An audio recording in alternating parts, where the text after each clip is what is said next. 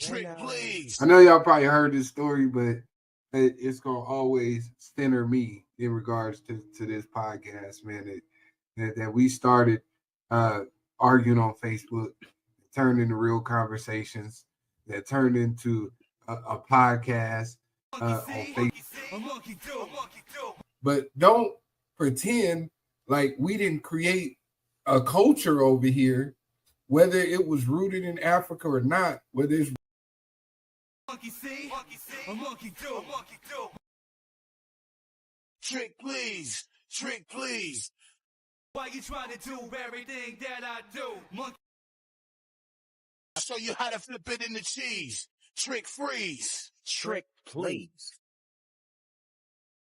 Trick, please. I know y'all probably heard this story, but it's gonna always center me in regards to this podcast, man. That we started arguing on Facebook, turned into real conversations, that turned into a podcast on Facebook.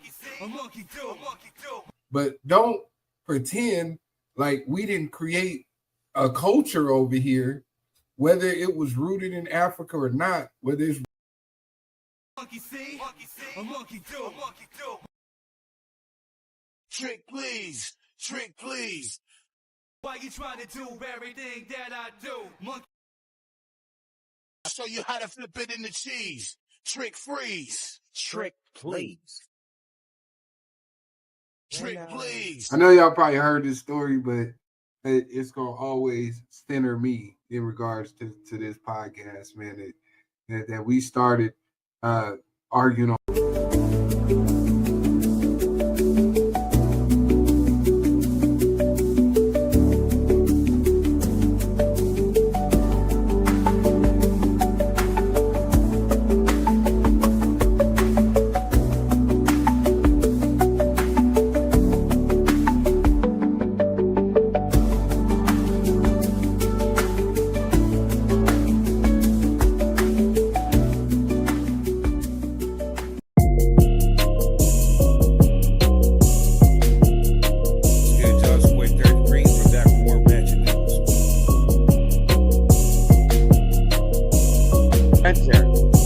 Might be the dumbest man in America. I've never seen anything like this. Correct. Who implicates himself in a book? What's a same thing? She can actually talk about different things and different things. The fact that he said he was better than Q, and like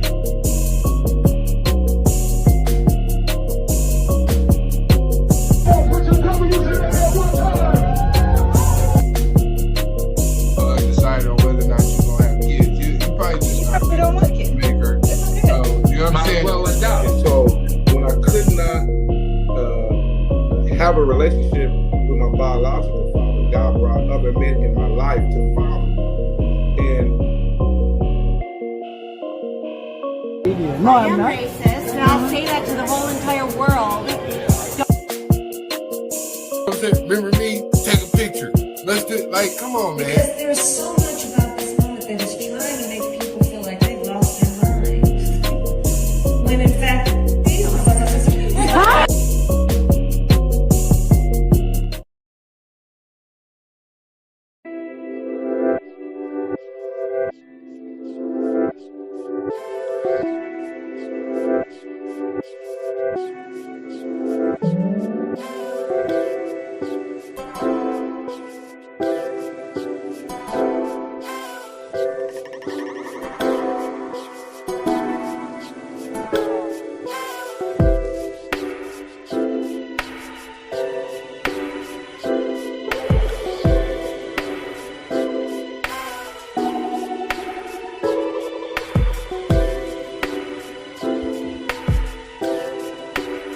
Yeah. Mic check. Yeah, third degree. I know you're mad at me. And yo, it had to be. Maybe get urgency. But I'm glad to see that you still right here, rocking with the 3x3 crew. We in the atmosphere. We about to take it over. Like I told you right now, man, the playtime's over. We about to put you in timeout. If you don't know, guess you about to go and find out what the boys about. Best to watch your mouth, because when these things come out, yes, we're never coming for the clout.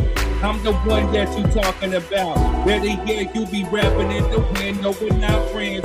I don't mess with them $3 bills. Only friends I got with me, the ones who keep it real. Never talk behind my back. We never cutting no slack. Right now, you see that I don't know how to act. Yes, third degree is kinda crazy. No ifs, ands, and damn sure no maybes, because I will just slap your lady. No, that's my I turn a hand. Hope you understand. I'm about to go ahead and take that plan. Like I said right now, cause I be that man, and we got questions standing on business. We got method X, and now please get up with this. That's about to be here in a minute, give her a couple, because right now we about to hit you with them double troubles. No, we just looking at $1 trillion, because you see, I don't give about $1 trillion punks. If you don't like me, that's okay. Go talk to your therapist and go get some help, because you don't like yourself. Better yet, right now, man, I can't give you no help. Man, they shooting off subliminals, but I told you right now, get off my genitals, please. We're looking like a C-Rab, and I don't think that you're really that bad, but they be messing with these weird proclamations, acting like they doing something, but they know they just hating. Secretly, they waiting for us to fall, but right now, you can just fall up off my balls. Watch you crawl back. Be your boss. I'm about to go toss up my dub, cause you know that I don't give a fuck if you about to sub up. We about to take it back to the club, and you know it's us, and I don't know where else to go, but you already know that we're about to blow. First degree method X, and cause we about to do our thing, and just go ahead and start the show. Whoa. What's good, y'all? What's good? We are back up in the easy. How are you? Hey. Good deal. What's going on? How you doing, fellas? Good, man. What's going on with you, man? How y'all feeling? Man, another day, another penny. Just trying to make it add up to make it make sense. Yep. Yes, sir. Back at it one more time. That's adulting for you. I'm trying to tell you, man. Just trying to another day, another penny. Just trying to make it make sense.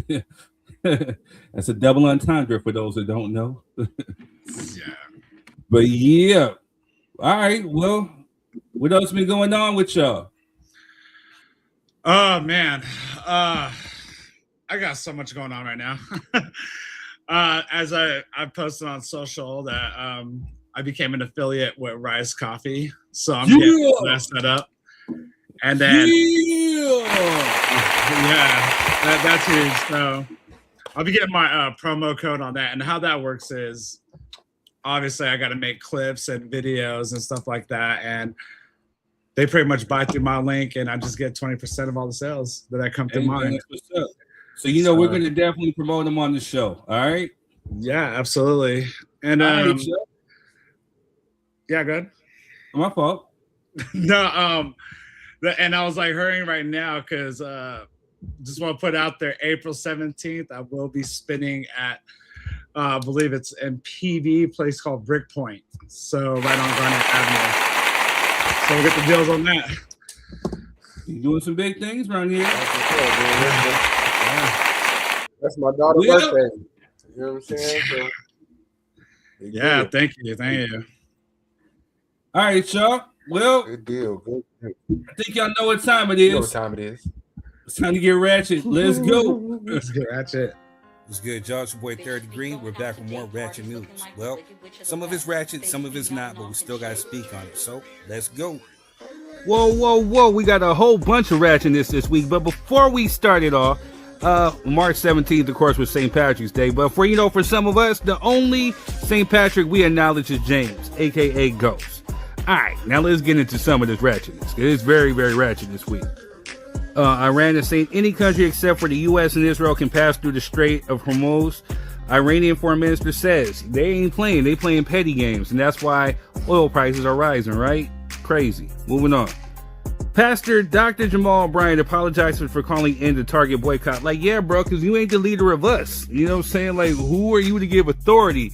Bruh, just stick to your wife and her dress. Y'all go out and keep stunning on these folks and do your thing. All right, moving on. Fans are saying that Shawn Wayans is now looking like older brother Keenan Ivory Wayans after debuting bald hairstyle for a Scary Movie 6 promo run. But see, for me, I always thought that Shawn looked more and reminded me more of Keenan, and Marlon reminded me a lot more of Damon. It's funny how genetics work, but if you look at them, they resemble those two brothers specifically, man. But I'm a fan anyway. I love the Wayans. Gonna go see Scary Movie 6. Make sure y'all do the same, all right? Moving on. It's safe to say that Snoop Dogg is excited about this new Michael movie, and he's going to be rolling in just like that, you know, with the Crip music playing and the picture of Mike throwing up the sea with some Los Angeles Crips. Mike got some explaining to do. I wish we could talk to him, but hey, moving on. But yeah, but this is exactly how I'm walking in to go see the Mike movie, just like that. You know what I'm saying? Just with the dip too. Oh, the dip? Yeah, man. We do it just like that. Moving on. Actor Idris Elba knighted and becomes Sir Idris at just 53. Shout out. Let's play a game. Let's play a game called Guess Which One of Them is Third's Cousin. Moving on. Shout out to the Clippers for again hosting your boy. And you know, it was a good game, but they lost. But shout out to Kawhi, IE Zone. Let's go. Big shout out to Michael B. Jordan, wins Best Actor at the Oscars. Him and Ryan Coogler won for Best Original Screenplay, and then he won for Best Actor. So shout out to Sinners because they should have got Best Picture of the Year, in my opinion. I'm still gonna go see that Leonardo DiCaprio movie, but I like Sinners a lot, man. And I'm call me biased, but salute, well deserved. All right, moving on.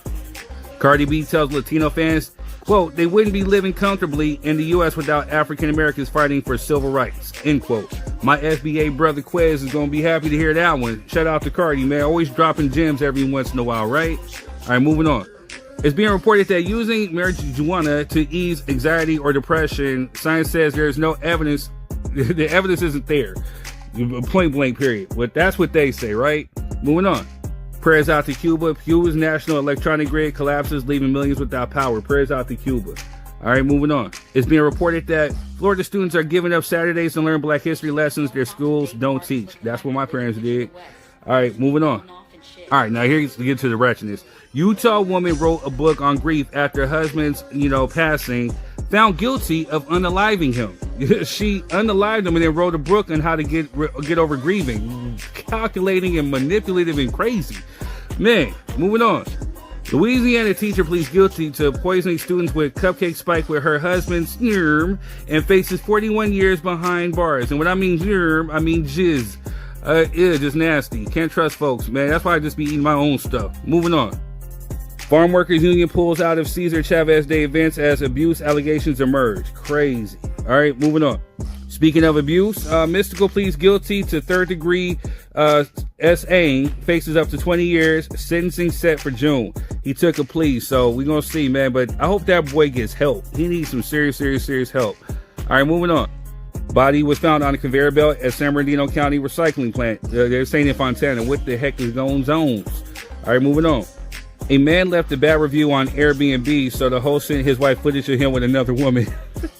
Talk about petty, right? All right, moving on. Talk about being messy. Cameron asked Mason Shine about their love triangle with Brandy. Y'all ain't know about each other? You know what I'm saying? Well, hold up. Because Shine came out and said, let the record reflect, I did not hit it first. Most respectfully, Mason Betha. I don't know what he was trying to allude to, but Brandy denies ever dating Shine in the night and says it was a platonic friendship. But we know sometimes friends could be friends with benefits, you know what I mean? But she gonna set the record straight in her new book called Phases. So, hey, can't wait to hear about it, right? Make sure you cop that book when it drops, all right? I think it drops like March 26th or something. Cop that. Moving on. Speaking of former bad boys, Sean Diddy Combs appeals conviction and demands immediate prison release. Man, you keep demanding stuff, and it seems like it falls on deaf ears, bro. Man, crazy, right? Moving on. I don't know what's going on, but Uncle Near's founder files Chapter 11 in an effort to protect the brand. Hey, whatever is going on, we about to run her ads like 3 times on the show. You know, make sure you go support Uncle Near's and let's keep this sister uplifted. All right, moving on. Love and Hip Hop Atlanta is reportedly canceled after 13 seasons. We talk about the queen of wretchedness right here, right? All right, moving on. With the new CBA agreement, Asia Wilson will become the first WNBA player to receive a new $1.4 million Supermax. Congrats. All right, moving on. New Haven, Connecticut prison guard arrested for selling Mango Habanero chicken wings to inmates via Cash App for $20 per drum, $15 per flat. Man, he a hustler, right? Hustling the wings. All right, moving on. It's being reported that black UK artists are responsible for 80% of the UK's entire music revenue, according to a new report. Ooh, moving on. Rick Ross reportedly sends Remy Ma a cease and desist over her new movie, Biggest Boss, which is about a police officer who becomes a rapper. Crazy, right? And then, after the name change, 50 Cent mocks Rick Ross by reposting Remy Ma's The CEO movie trailer. Crazy, man. Moving on. It's been reported that Florida bill to ban marrying first cousins fails to pass. They want to keep it all in the family, I see. Okay, moving on. Study says that men are more drawn to women who wear less makeup. I know that works for me. Moving on. And as long as they ain't my cousins, you know what I mean? All right, moving on. It's been reported that Game exposed by multiple women for using the same pickup line in all their DMs, man. He said F3, and then they wrote question mark, oh, ish, my bad, saw a snack and thought it was a vending machine. Crazy, right? Crazy that even worked. Moving on. It's been reported that over 20 million single women now own homes in the U.S. Salute to all the women who do. All right? Watch out for those dudes around text time trying to, some hobo sapiens. All right, moving on. Look, it's Peter Griffin in a wig. Man, moving on. Vinyl sales crossed the $1 billion revenue last year, the first since 1983. Salute. Moving on. BG says Hot Boys are no longer a four-man group, says one member got voted off the island. And we can all guess who that is. Is it the Turkish island? Moving on. The homeless owner's restaurant, Nasty Ass Cheeseburger, has been delisted from DoorDash after repeated food safety reports. You think? Who would order from it, right? Moving on. EJ Johnson says, I look cuter than any girl does. The girls in the room are not doing it. Moving on.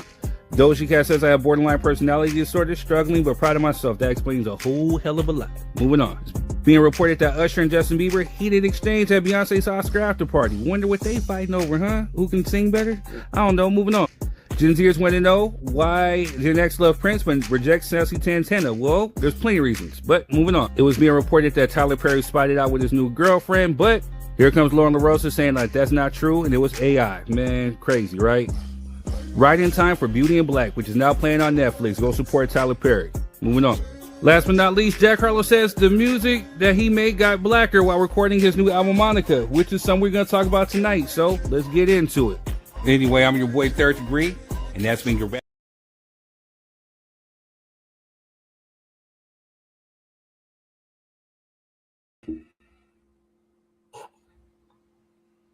We are back. Yeah. I know I did something wrong. That's a lot to unpack right there. There's a lot of ratchetness in that news. Yeah, a whole lot. Crazy. What's going on with Uncle Nearest? It's hard to explain. Yeah, we ain't. You don't know It's really hard to explain. Good enough. You said what, dog? No, it's very simple. We're not supporting good enough. That's all it is. All right, we go support. That's it. Oh, That's it. I don't even drink, but I'm gonna go pick up a bottle tomorrow just to put it in because I don't drink alcohol, no hard alcohol anymore. But I'm gonna go grab a bottle. Word. What else y'all see in there? well, I ain't touching nobody's cupcakes. I'll tell you that much. I'm sorry. It's like the hell, Man, Who messed with I want to cupcakes? know Though? You know how what I they mean? find out. Right. yeah. Freaking weirdos, man.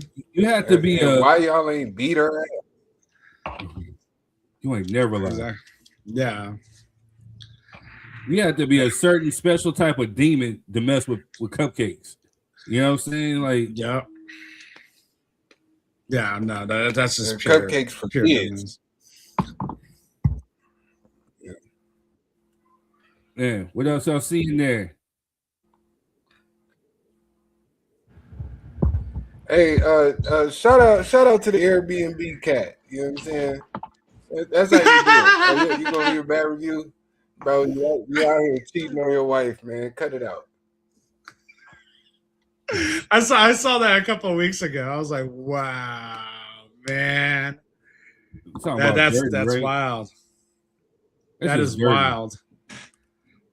That is That's so wild, but I probably would do the same thing though. You want to leave me a bad review? Here we go.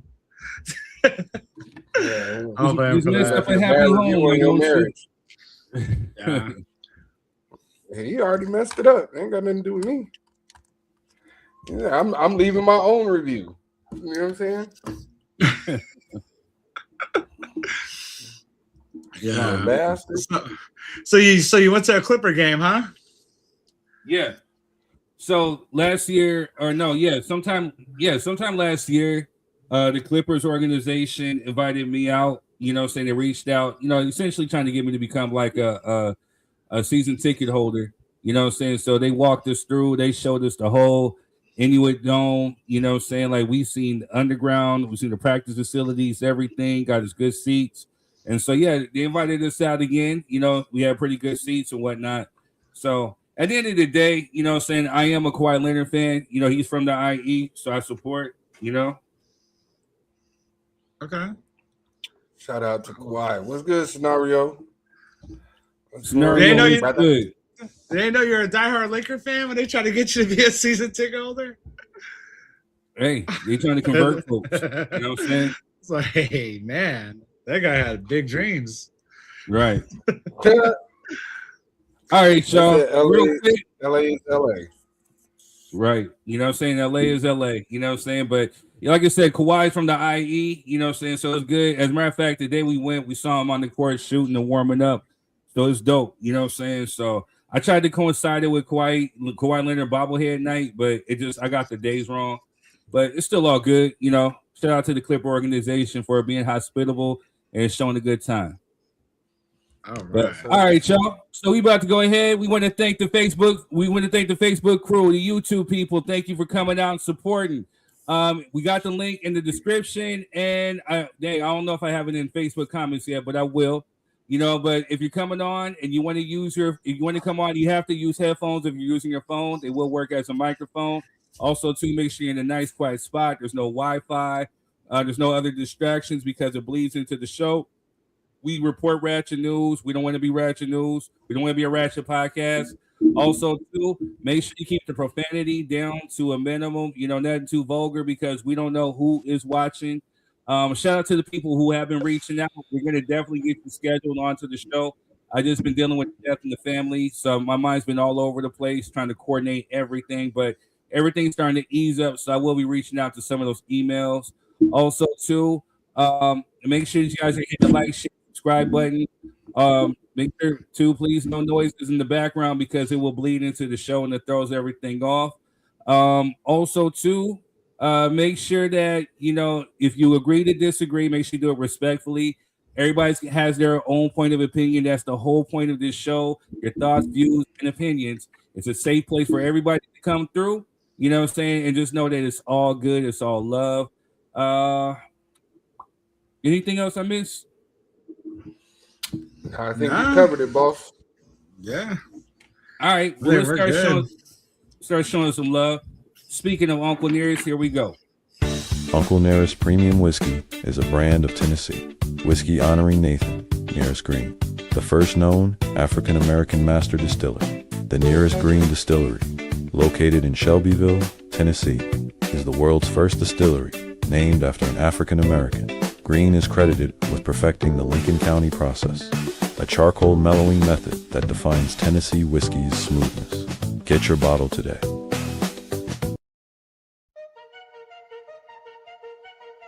This soul food spot is a hidden gem in San Bernardino. With $10, you get a full plate and they do not hold back. It's a family-ran spot and they make you feel right at home with the crispy fried chicken that's juicy, mac and cheese and collard greens that slap, and their crispy fried fish. When you pair it with the yams and the potato salad, it's game over. Top it with the dessert, all homemade. The food hits, the prices are beyond fair, and the hospitality is great. All at Melba's Soul Food Kitchen in San Bernardino. Truth. That's a burger. That is so good. I love this product. It is so good. I'm going to do a tasting right now. We love this burger product, which most people call a burger. Of course, we're starting with our Wendy's Square Patty, fresh, never frozen beef. Absolutely nothing better. I'm going to do a tasting right now, but I'm going to eat this for my lunch, just so you know. I'm going to do a tasting right now, but this is actually my lunch. Oh, of course, you got to have a Frosty with a burger. Is this set up today? Oh, wait, our machines are always working. That is so good. Only one thing missing, a napkin. It's come to my attention that everyone's calling me a troll. Some have said even king of trolls. First of all, I'm flattered, but I'm done with all that. I would never do a deal with DoorDash and quite literally deliver beef when millions of people are watching. I mean, who would do something like that? I'm not delivering quality beef. It's more of an art than science. Don't want to be too obvious. It's all about timing, and I'm always on time. Oh, they sell Combs. What a coincidence. No matter what kind of beef you have going on this week, remember DoorDash delivers. And you know what goes great with beef? A bottle of this beautiful Branson cognac, aged 4 years or 50 months. Who's keeping count?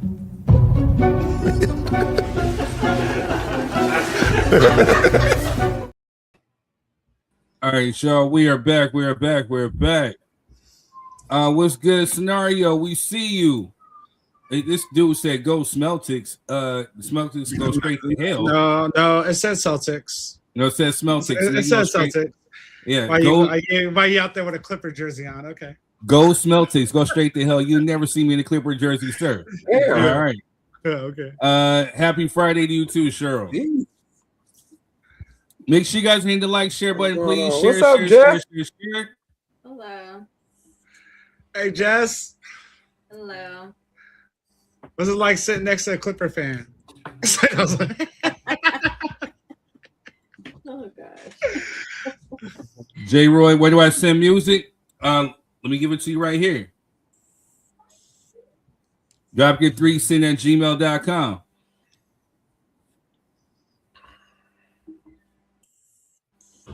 Yo, much love for you for even reaching out. I think we need to do we need to dedicate a show.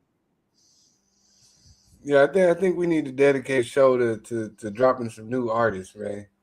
Yeah, we got a preview though. We're not putting up no whack stuff. You know what I mean? Definitely. Yo, J. Roy, where you from, man? And also, too, make sure you share. Yeah, and definitely, you know, also, too, if you're a beat maker out there, make sure your beats are royalty free. But if you want me to, at the beginning of the show, I always drop a good, mean freestyle. So, you know, if the beat is dope, I'm feeling it. You know what I'm saying? We'll make sure we preview. I spit to it. You know what I mean? Make sure we bring you up, put you on the hot seat, get you a plug, especially if you got your music on the website or streaming platforms. Something is buzzing. But yeah, we'll make sure we definitely show you some love. But thank you for reaching out, man. But yeah. But yeah, it's Laker gang all day. I don't know what this my bad. That was my garage. Oh, okay. But yeah, I don't know what this dude's talking about. It's Laker gang all day. Smeltics over here. Yeah, okay. We got more championships. Yeah, by one. By one. Too many. That's one too many. One. Don't worry, we'll be back. We'll get another one this year. I hope. Maybe. Well, I don't know, man. The East is kind of deep, man. Truthfully, Detroit's looking nasty. You know what I'm saying? I think it's still OKC's thing to lose. Yeah, I wouldn't bet against them. I mean right now, top 3 is OKC, the Spurs, and the Lakers. Yeah. You know, but I think truthfully, OKC is definitely nasty, but Spurs is definitely coming up, man. No disrespect against the Lakers. I think next year is going to be their year.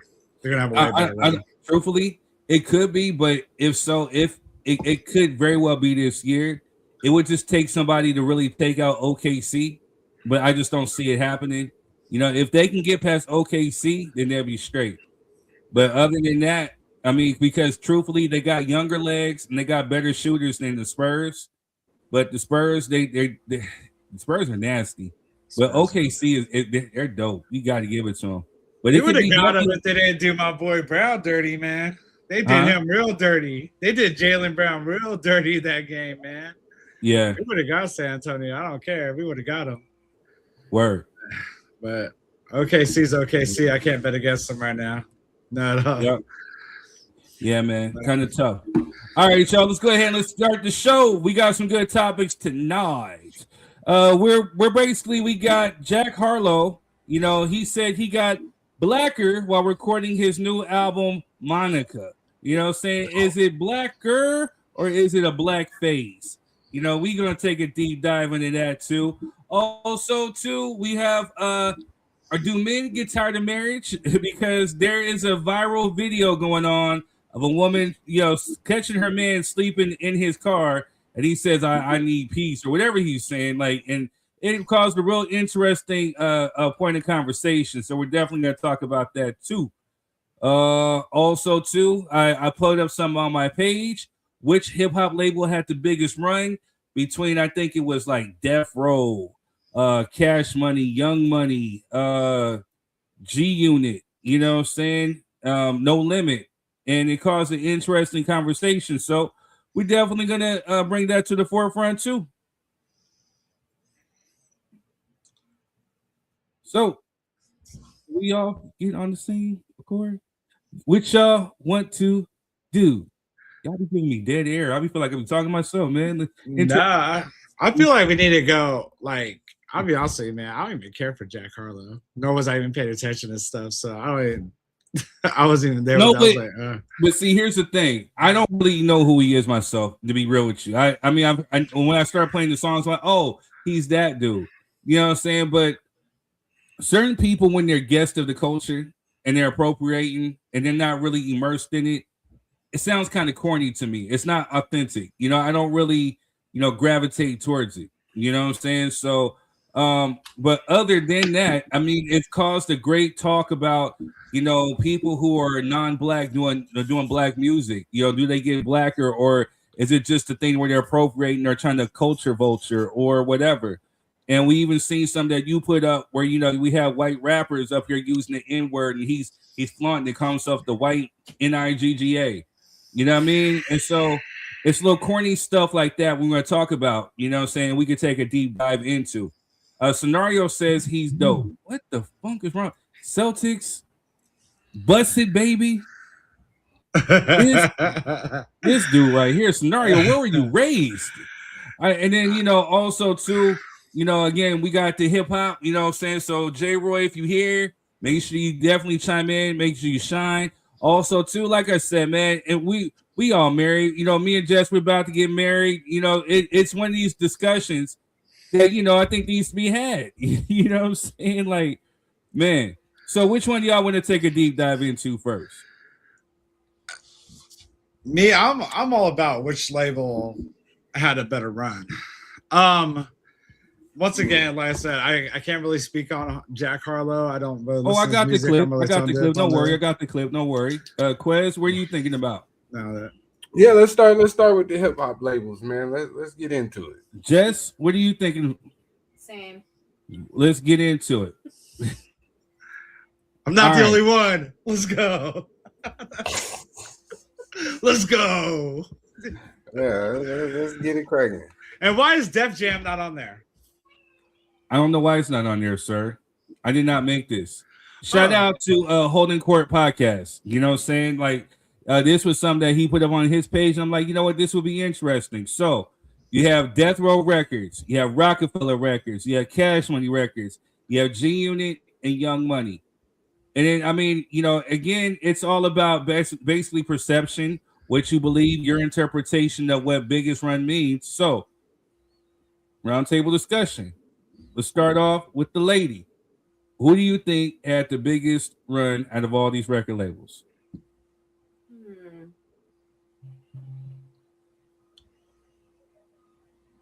What's this one? It's called Young Money.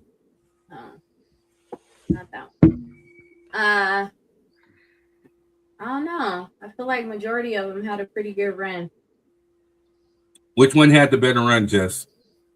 Well, you know I'm a pick Death Row. Oh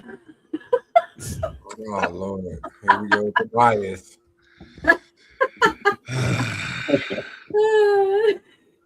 All right. Who you got? Method X. I I didn't see No Limit on this list. I thought you mentioned it. I could be wrong. Oh, I thought they were on here. Yeah. I said the same. I thought they was on there too. But maybe we just automatically threw them in there because you got to talk about No Limit from that particular era. You got to. Yeah. Because Cheryl I says think Death Row for sure. Yeah, I have to go with Death Row. They just have the better catalog out of all these people right here, and the music genres. Like, even though I'm not saying that because I'm a West Coast cat, but period, their music that's in Death Row is timeless, and it's still being played to this day. Like a majority of them, like whether it's the All Eyes on Me, Machiavelli, the Dogfather. To even the Dog Pounds album, like they had so many good artists on there. I don't think, in my opinion, I don't think Cash Money pushed as many units, especially with individual projects, pushed as many units as Death Row did, or G Unit. I don't even know why they're on the list. I love E50, but I don't know why G Unit as a record was on the list. Why are they here? Rockefeller, that's just Jay-Z. I don't, Beanie, no, none of them are touching really any of the. I think maybe Beanie Siegel could have matched Lady of Rage's sales. I don't know, but it wasn't. Even Daz's solo album's a classic on there, man. I just don't see any of that. And Young Money. Woo, Young Money, man. Are we talking about the whole Drake, Nicki Minaj, Lil Wayne era? I mean, they had an album together. I think they all branched out and did their own thing after. I don't see. Yeah, Tyga.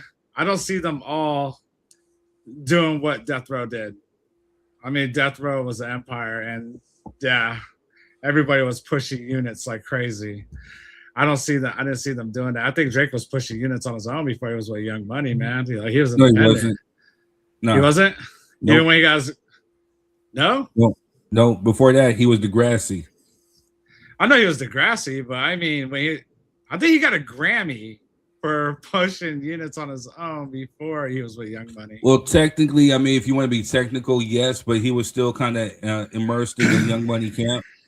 They were still kind of giving him like a cosign, you know what I'm saying? So, but I mean, if he kicked it with Young Money, I wouldn't count that. But if he was under Young Money's label at that time, I mean, then, yeah. I forget when it became official, but yeah, I mean, he was like with their camp, like literally. Yeah. Yeah, I don't know, Quest. You take it, man. I just don't see anyone really competing with Death Row. Yeah, I think the only competitor on this particular list would be Cash Money. You know what I'm saying? Cash Money had the game in a chokehold for you know what I mean. Exiting out of that Death Row era, Cash Money and No Limit was like the next best thing. Because they kind of came on the tail end of the Death Row saga, if we being honest.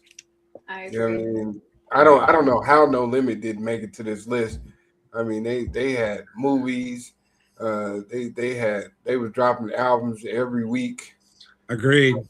Yeah, like Agreed. No Limit should be up there before Young Money or G Unit for sure. I had the Bout It movie, bro. I had the Bout It movie on VHS. Right. Well, you know what? Look, let's be fair. And Leroy and J. Roy, I'm gonna check it out later. We'll give it some love on the next podcast show for sure. Hey, speaking of which, we're working on a special guest. A special hip hop artist will actually be on here. You know what I'm saying? Shout out to Rob for that connect. So we're working on that. You know what I'm saying? Hey, something's happening in the background. Hey, mute. So shout out to Dilated Peoples. That's all I'm gonna say.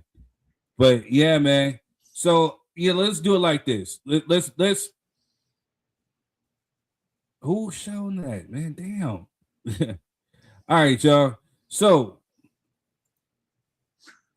that's Quest needs to get his internet, man. It's acting weird.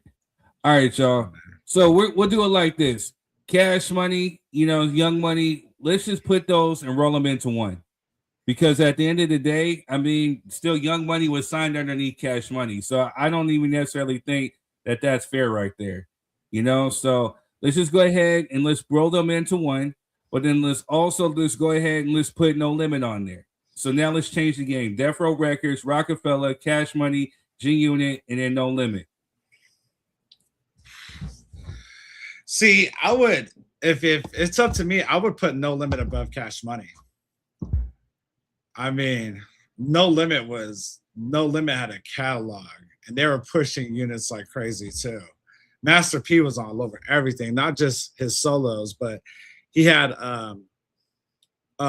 compilation albums like West Coast Bad Boys, Volume 1 and 2, and he had everybody in the mix on that. And like what Quest was saying, they're putting out movies. I Got the Hook Up, you know, I'm About It.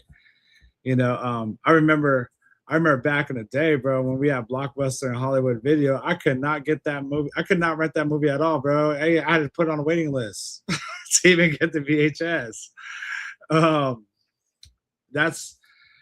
I think, and at the same time, it's two different time eras too, for what Quest was saying, because Juvenile was like so unique, bro. He was so unique when he came out. And I didn't, but man, if we're comparing like, you know, like Jess's favorite rapper. Biggest run. We're talking about biggest run. And then I'm gonna drop a name palm on y'all in a minute. But hold on. Scenario says Unit expanded more than just music and keep 100. Technically, they have the longest run. Not really. Not by Google has the longest run.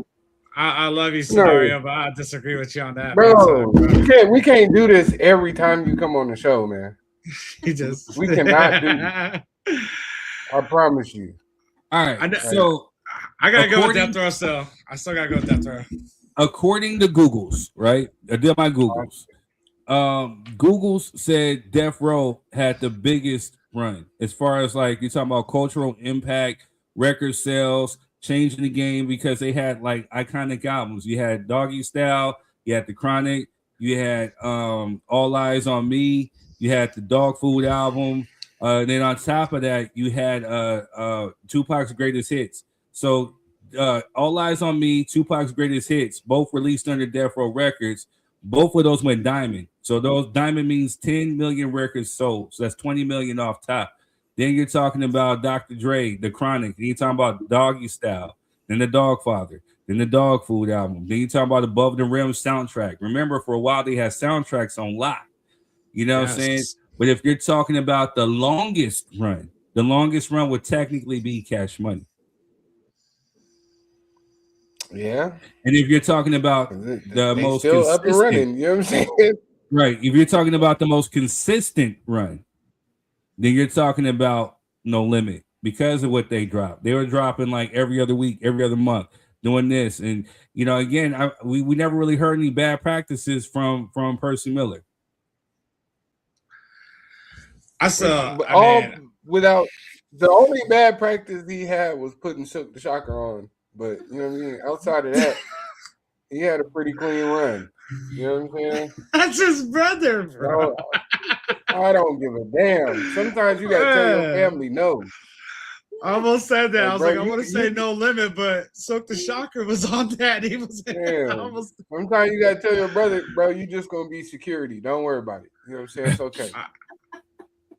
Whoever left Def Jam off the list, Def Jam should have been on there, and I think Def Jam would have took it. No, even still. This is the problem, because you got to think the person who probably made this list is probably born late 90s, early 2000s. To be honest. That's what it looks like. You know what I mean? I think, yeah. But if we're talking about, to me, in my opinion, all-time greatest hip-hop labels, Def Jam is there. That was all-time greatest. We're not talking about greatest. We're talking about biggest run. Def Jam. Maybe I'm saying that because I'm a Def Jam groupie, but they did so many artists, bro. Like, they made, like, every hot artist. Video game. They're trying to remake it right now. I don't know who you're gonna make it with. Yeah, but you know they had their own movie, Kush Groove. Rick They had Ross. that. Wasn't that one of the very first hip hop movies, like with actual hip hop artists? Was Kush Groove? Believe so. Yeah. The first, I don't know. I think that was one of the first, bro. I think it was early, but I'm trying to think. You might be right. I don't know what came before that. I mean, I can't think right now. Don't let me be contradictory. Yeah, it could have been Crush Groove.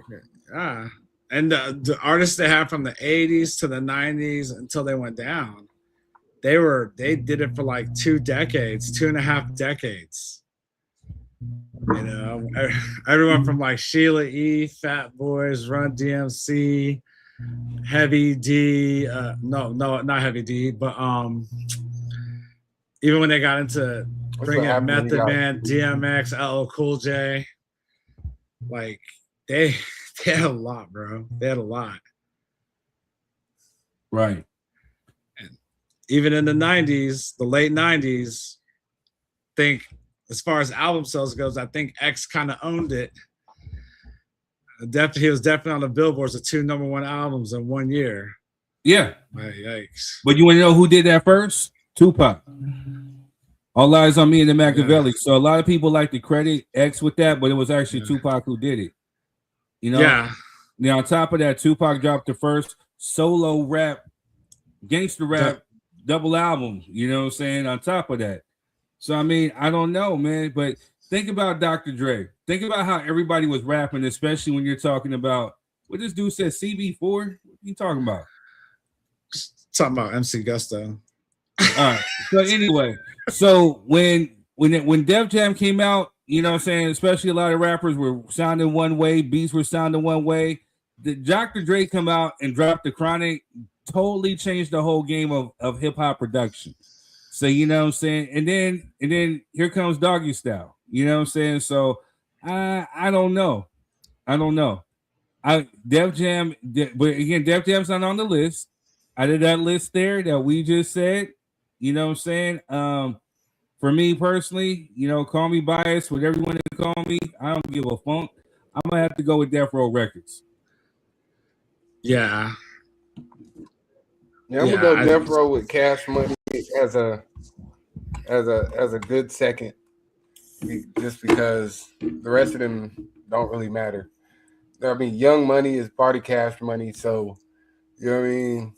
I don't know why they got 2 spots on there. I literally just said that. We'll just go ahead and roll them into one, and then we'll just add No Limit today. Yeah. So yeah. Well, then if No Limit's up there, then Death Row, No Limit, then Cash Money. Yeah. The rest of them don't matter. I agree with that. You know what I'm saying? Truthfully, G-Unit. I still don't know why G-Unit's up there. You know what I'm saying? Well, G-Unit was impactful. I mean, because again, G-Unit made a whole culture turn against Ja Rule.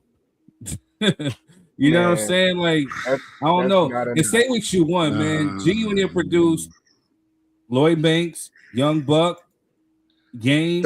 You cannot compare them to Death Row. You cannot compare them to Death Row or Cash Money. No, I'm not comparing them to Death Row. But I'm saying, like, again, they had a good run. You know what I'm saying? But not bigger than Death Row, though. Sir, you've been putting words in my mouth this year. I did not say that.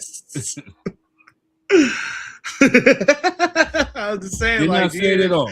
G-Unit was hot for like 2-3 years. G-Unit did take the Ink, or you know, or the Ink, if you want to call Ja Rule or Irv Gotti. You know, he did kind of make them obsolete. You know, he made them look like, hey, what are we listening to them for? You know what I'm saying? But again, backed by Dr. Dre, Aftermath, you know, Eminem, you know what I'm saying? So I don't know. Well, let's go back to that. You're talking about when G-Unit was hot, so was Little John. Right. You know, so not bigger than 50. Shit. 50's debut album had the next biggest debut album since Snoop. I think it surpassed Snoop. Right. Let's not sit up there and ish on this dude. That's no, I'm not doing that, but like Lil Jon and the East Side Boys had the summers turned up for at least 2-3 summers in a row. No, for sure. Yes. For sure. That whole Dirty South era was doing their thing when that happened. I think people be low-key sleeping on how impactful the South was in the early 2000s and late 90s. Like the South was cutting up. Yeah, Mike And Jones, Young Bloods, they had all that. Yeah, the only reason they don't have all the accolades is because people was hating. Because Lil Jon and the East Side Boys was tearing the scene up, bro. The crunk music era was pretty they good, made it bro. to an R. Kelly album. Yeah. They did. Come on now. But still, it had a short expanded run. My top three, because Quez ain't no Death Row, No Limit, and then Rockefeller. Man. That's my personal. I wouldn't even say Rockefeller. Who else did Rockefeller? Jay-Z, Beanie Siegel, Memphis Bleak, Kanye West. Kanye West sells billions of records. I mean, did you forget? He did, Rockefeller now. Yeah, he was like Rockefeller, like what? With 2 Rockefeller, albums? you talking about what was it? Graduation. Yeah, Late Graduation. registration. College Dropout. I forgot he 808 was on Heartbreak. there. No, I mean, I don't think. My Beautiful Dark Twisted Fantasy. You know what I'm saying? You act like Kanye didn't have Watch the Throne. Again, another Rockefeller Records release. Yeah, I Freeway. forgot he was on Rockefeller for most of that. Yes. Yeah, but they still ain't shit. Dang. They was like, again, it's my if you preference. liked hip hop in 1992, then Rockefeller was dope. Rockefeller came out in the 2000s, 96 to 2000s. This dude's a hater. Man, like I said, if you liked hip hop from 1992, the Rockefeller was your joint. This dude right here. Yeah. They might as well have had Melly Mel on the label. It's certified hater. You a hater, though. Man. Yeah, no, I gotta agree with them on that too. Hey, you can like. agree I with think me. Kanye was on Rockefeller for like 2 albums. No, he would, dude. Did he branch out? Tell you, college dropout, late registration, graduation, 808 heartbreaks, My Beautiful Dark Twisted Fantasy, and then also to Watch the Throne. He had a 5-album run with Rockefeller. Folks He was don't the only know. thing keeping them alive. Because what else came out? Reasonable What Doubt. else came out of there? In My Lifetime. In My Life, S. Dot Carter, Volume 2. What else? The third album. The fourth, La Rock La Familia. That's what I'm saying. Outside of Jay-Z, what else came out of there that was of any importance? Beanie Siegel, Freeway, State Property. Wait, you talking about a movie? No, you talking about man. Beanie Siegel? Beanie Siegel had like one album, bro. You gonna act like Beanie Siegel dropped a couple? You don't remember the truth, dude? No, this Beanie dude. Also, too, you know, what I'm saying they had. Like, he wasn't impactful like that. No, he wasn't. He wasn't. No, Beanie he wasn't. Siegel. Yeah, these dudes is tripping. Not No, to he wasn't. culture, bro.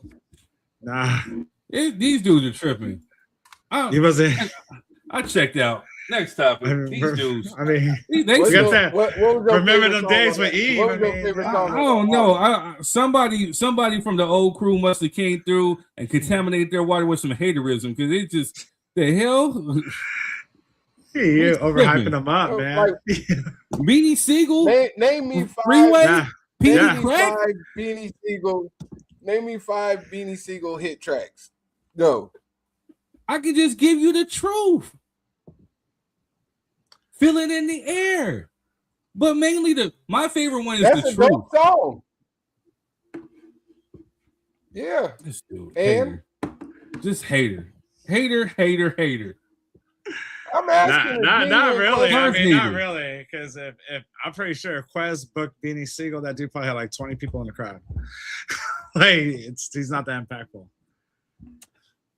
Yeah, anyway, being honest, that's who your top three. I've seen it, bro, with big artists. Bro. Anywhere outside of New York, Beanie Siegel is not important. And he's from Philly. Like I said, anywhere outside of New York, even in Lil Philly, Jon? they're not buying tickets to that. Was that really rap though? Oh, you know what? I forgot. Dipset Dipset was on Rockefeller too. Man, get the fuck out of here. They were. All right, Jess, what are your top three? He forgot that. I just got two. Death Row and No Limit. There you go. Next. Thank you, Jess. Thank you. Damn. You are a genius, girl. Even my own Jess is a hater. When should the new Beanie Siegel come out? I got that. She's a realist vibe out of her, dude. She's more of a realist. What the hell are we talking about? God. Hey, wait for that new Beanie Siegel to drop. Nobody ever said that.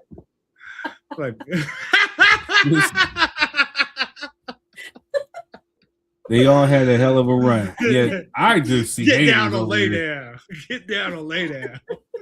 Wow. Nigga really gonna ish on beans like he won't pull up on y'all and drop some hot bars.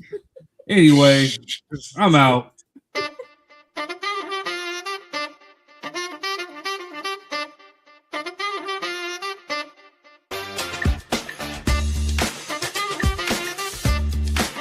Okay, we back at the Boss Up Brunch. You know, I got the Queen with me. Event hasn't started yet. We get here a little early, but it's an amazing event so far. The atmosphere is. There we go. There we go. We gonna get the event host in here. Ooh, I like the camera. She said she wasn't coming back no more last year, but hey. You did it. You called me. He was the reason why I came back, y'all. I'm so happy to be here today with all the loving kings and queens. Today we are about to set it off, y'all. We about to learn about some Lord, some business, all of it. You name it, big business, not the little one. Hey, like I said, this is a networking event where we get together with all kind of bosses, not just from Georgia, not just from Atlanta. We have Florida in the building. We have North Carolina, just different places, you know, all over. And we have vendors I'm out here there. with Tiffany from Blissful Body Butters out here in Fayetteville, Georgia. At the Boss Up with me. I'm feeling good. I'm feeling great.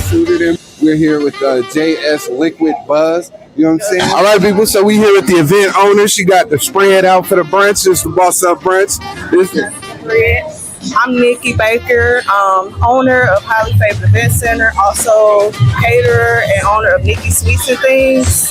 A one-stop shop for all your event needs, your food, your treats, your decor, your hosting, anything to make you have that homely atmosphere to have a good time and share good memories. Hi, I'm feeling absolutely wonderful and blessed. This is going to be a great event. So come on out. If you haven't already, step foot in the room. Don't be wondering what's going on in the room. Be in the room. You better tell them. It's different in the room. That advice. We are big boss here, not the little ones. We are big boss doing move, expanding. Come network with the rest of us. See you soon. All right. That growth has nothing to do with genetics. Here's what black men need to do. You deserve a beard that commands respect, but the grooming products you're using might be holding you back. The truth is, most beard products aren't formulated for melanated skin. They leave your beard dry, which often leads to patchy growth. Frustrated with beard products that left their own beards dry and patchy, two black men, Jason and Jarrett, took matters into their own hands. They created Respected Roots, a premium beard care line specifically formulated for the unique needs of men with melanated skin. Our King VIP deal gives you everything you need to finally tame your unruly beard. This powerful kit includes our hydrating co-wash, growth-boosting beard conditioner, and ultra-softening beard oil, all working together to transform your beard from the inside out. But don't just take our word for it. Over 100,000 black men across the country are experiencing the Respected Roots revolution. Get my beard nice and lovely and sexy. For the ladies, you know what I'm talking about? Leave-in, loved it. It's really smooth, really nice. Loved it. Love the smell. Claim the Respected. Uncle Nearest Premium Whiskey is a brand of Tennessee. Whiskey honoring Nathan, Nearest Green, the first known African-American master distiller. The Nearest Green Distillery, located in Shelbyville, Tennessee, is the world's first distillery named after an African-American. Green is credited with perfecting the Lincoln County process, a charcoal mellowing method that defines Tennessee whiskey's smoothness. Get your bottle today. All right, y'all, we're back.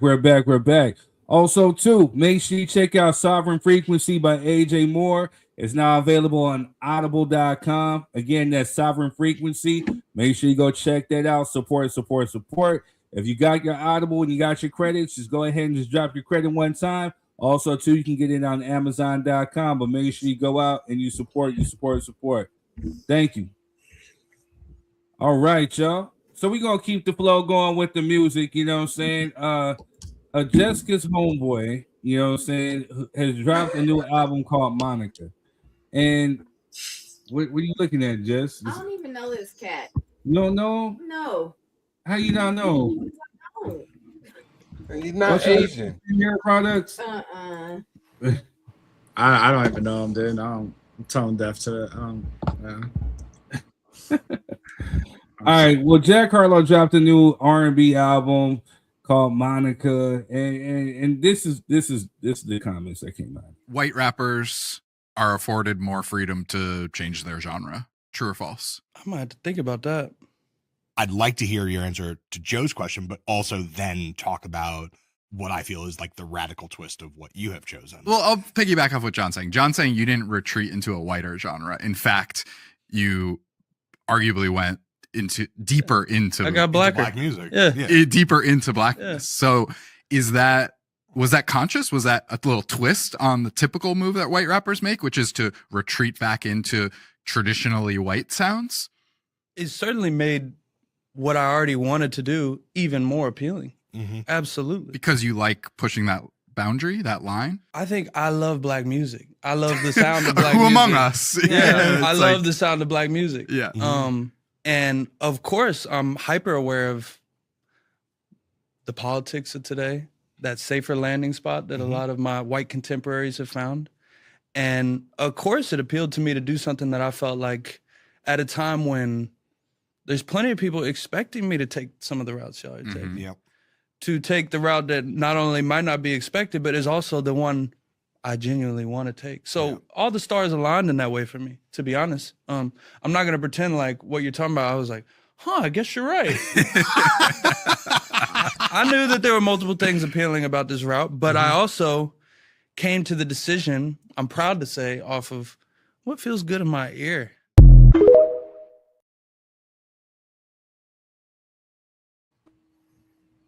All right, drop your 3-cent panel. What are your thoughts on Jack Harlow's comments? I don't even know what he's talking about, dude. So I don't listen to his music. So I mean, that's where I'm at. I don't like. Wait, he likes the style of music. From what I got from that, I don't. That I can't speak. It must be nice. Yeah, must be nice. Jessica? Did this pop up on your algorithm or something? He dropped an album. So here, Jack Harlow, he's a big artist. So yeah, it popped up on the IG. People were talking about, like, I've heard some black folks saying, "Oh, this album's dope," and this and that. And I heard people talking about it. So I'm like, what are they talking about? Then I heard he made this comment, and it had everything in the uproar. So yeah, I keep my ear to the internet streets. So, but what are your thoughts on his comments? I have no idea who he is, where he came from. He didn't know Teddy Sims. So, because Teddy Sims would say nothing like that. Thank you. Scenario says he didn't say nothing wrong. I don't even know what he was talking about, Scenario. That's where I'm at, dude. Like, I don't listen to this music. I don't know what he was trying to relate with. What he was talking about. Backstory for the people in the back. He dropped an R&B album called Monica. So while he was recording, he felt like he got blacker because he's over here dropping R&B neo soul music. Then you have some black folks saying, "Oh, this is the vibe. This is the vibe." This is what the interviewer was saying. Like, so basically, some white artists like MGK retreat back to their roots, or like the Miley Cyruses. They go black 1 minute, then they jump back in the country. They go black, and they jump back. The Ariana Grandes. People who appropriate the culture. They dip into a new genre, and then they dip out. So essentially, that's what the interview was asking them. Like, so normally people retreat to go into their whiteness. He said, well, I feel like I just got black. So he's a rapper, I guess, apparently. And he just dug deep into his R&B bag. So instead of retreating, he just went R&B. Miley Cyrus did what now? Miley Cyrus did black music. She did? Yes. What songs? Yeah, what song? She worked with some black artists and did some hip hop. Worked with black artists. Real, Were they black songs? You don't remember her twerking? Okay. Who cares? A lot of girls twerk. She had an error. Every white girl tries to twerk. Scenario says he ain't gonna pull a Jelly Roll or a Post Malone. He said Teddy Sims is a culture vulture. And then he said Jack Harlow is a rapper. So it's Teddy Sims. It's not a culture vulture. What? Man, it just always strikes me how blessed some people are to not be able to see these nuances. He didn't say anything wrong by saying, "Oh, I just got blacker." It's crazy work. You know what I mean? Because to them, it's a suit you could put on and take off when you need to. That's the problem with it. If I'm speaking for the culture, if the culture has a problem with it, just on my first initial take, the problem is he said I just got blacker. Like, how? Because you're not black. So how'd you get blacker? You know what I mean? And not being able to understand those nuances is a blessing for some. But for other individuals, we can read into it and see that you get to cosplay, but when you go home, you get to be white Jack Harlow again without any of the negative stigmatism that comes with being blacker. That's the problem for everybody who's guessing and wondering and trying to figure out what's wrong. That's the problem. Black people notice that white people get to come over into our spaces. You get to come to the cookout, you get to come to the barbecue, and you get to be black for a day. And then you get to go back home to your white suburban community and be your regular self without any of the negative stigmatisms that come with being black as you get to, play with us and cosplay. And I think in 2026, most people are fed up with all this black exploitation, low-key blackface that's going on in the culture. It's just my honest opinion. All right. So Scenario says he wanted to drop something more soulful, what he identified as blacker with music. Man, this dude is a real fan. All right, he says he got some cuts. Don't sleep on Jack Harlow now. I love me some Jack Harlow. Why couldn't it just be white neo soul or just neo soul? He didn't run away from black music. He basically dove deeper. Wrong words. Wait, what did you say, Quez? My fault.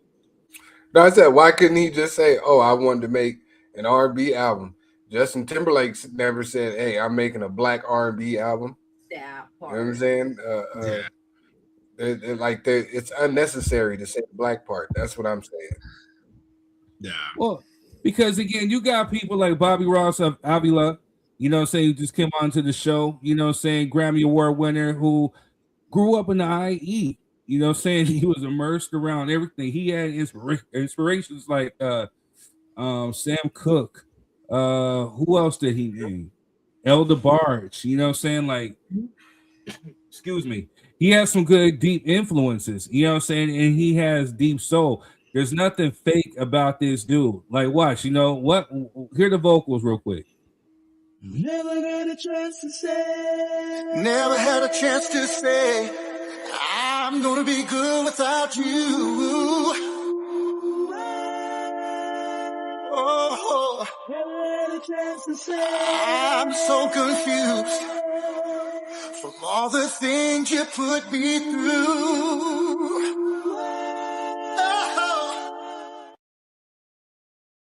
Yeah, you know what I'm saying? Like, there's a difference between influence and phase. influence and phase. And I think it's just one of these phases that, you know, some of these people like the Jack Harlows of the world are just they're surfing on this phase just for the hype. You know what I'm saying? So I don't know. We've seen it time and time and time again. You know, imposters, you know what I'm saying?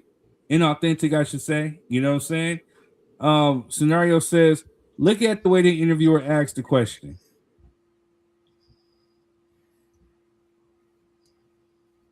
What about play it? it back? Let's play it back. Let's run it back. Let's run it back. White rappers are afforded more freedom to change their genre. True or false? I might have to think about that.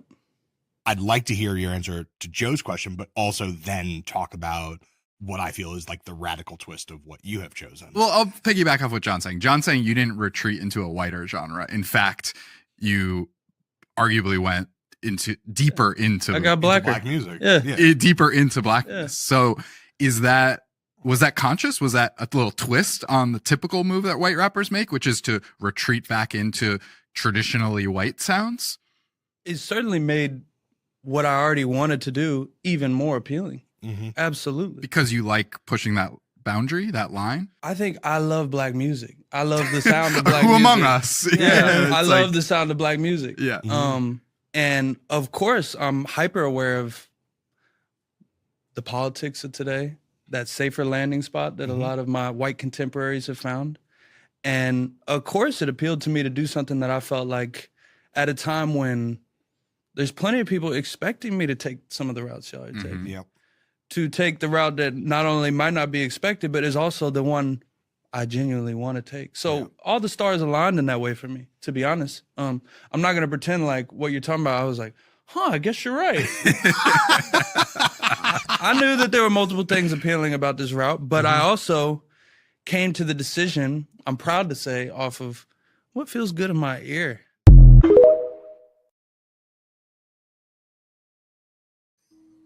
So going back, what he said, the one thing that he didn't say that was wrong was he said, I love black music. You know what I'm saying? He's giving props to where the origins came from and what he's stepping into. You know what I'm saying? That part I didn't have a problem with. I think he misspoke. It's the getting blacker, you know, part that rubs me the wrong way. Because he said blacker, but then he said deeper right after that. I think he misspoke on that. Because he did correct him. He said, I went deeper into black music. And so after he said I got blacker. So I don't know if that's a misspoke or what, but he didn't say it 2 times in a row, you know, like no. And he answered that question before the interviewer even asked the full question. So interesting. I don't know. I was trying to figure out what the interviewer said that made him say blacker. That part. Yeah. So that's why we played the clip again to see why the interviewer made him say that he was blacker. And I still didn't hear I think he volunteered that information. You know what I'm He saying? did. Like, Because even the interviewer said he went deeper. And then he responded with that. Yeah, because the interviewer knew not to say that. Even he knew, hey, whoa, don't say you're blacker now. You know what I'm saying? Like, I think even the interviewer knew. wrong wording. I don't think so, bro. I think he got excited in the moment and he forgot the mics were on. You know what I'm saying? But again, you know, sometimes a drunk fool tells no lie. You know what I'm saying? Sometimes, you know, people, when they get excited, they get hyped, they show you who they really are. And if people are showing you who they really are, then you just gotta believe them. But why do you say you got blacker? You know, like Quez said, and I'm gonna piggyback off of you are not black. What was black about you?